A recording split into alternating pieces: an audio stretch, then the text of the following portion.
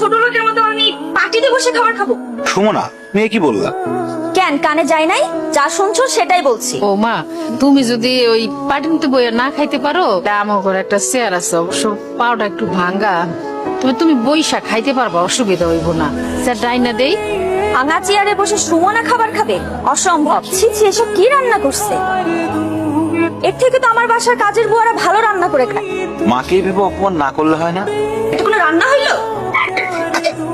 তুমি খাবারটা খাবা না ঠিক আছে, সেই জন্য তুমি আমাদের রিজিকটা নষ্ট করবা? এই একটা ছোট লোকদের সমস্যা, কিছু বললে তাদের অপমান হয়ে যায়। যত সব ফালতু নাকামি। মাথাটা ঠান্ডা করো, বুঝতে পারছি তুমি এগুলি খাইতে পারবা না। তুমি কও তুমি কি খাইবা, সাইফুল হোটেল থেকে আইনা দিই। ভাবি, মা তো ঠিকই বলছে, তুমি বড়লোক মানুষ, তোমার এইসব খাবার পছন্দ নাই হইতে পারে। তুমি কি খাবা বলো? ফ্রাইড রাইস আর চিকেন ফ্রাই। মা, সেটা তো মেলা দাম। আমি সারাদিনে যে ইনকাম করি তা দিয়ে তো এক প্লেট ফ্রাইড রাইসও হবে না। এই বাসি পচা গন্ধ খাবার তুমি কোথা থেকে এনেছো? ওই যে আমাকে 3 রাস্তার মোড়ে যে দোকানটা আছে না, সুন্দর করে ওই দোকান থেকে আনছি। আমার সামনে নিজে বানাই দিছে। আমি কি ফুটপাতের খাবার খামে? তোর কাছে বড় কোনো চাইনিজ রেস্টুরেন্ট চোখে পড়ে নাই? মানে তোকে বিয়ে করছি বলে কি তুই আমার লেভেলটা ফুটপাতে নামে আনছোস? বউ, তুমি তো জানো আমি একজন গরিব সবজির দোকানদার।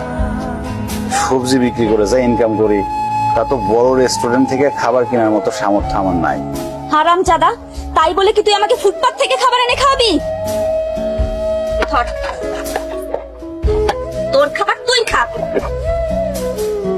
তুই এরকম কষ্ট করে আর কতদিন পার করবি? তোরে তো বউ সম্মানও দেন, আর যা মনে হইতেছে বউরে দেখে মনে হয় না বউ সংসার করে।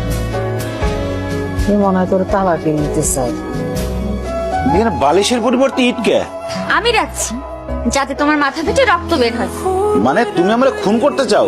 হ্যাঁ, করতে চাই, প্রয়োজন পড়লে তাই করব। আমার ডিভোর্স চাই। বউ, ডিভোর্স ছাড়া তুমি যা চাইবা তাই পাবা।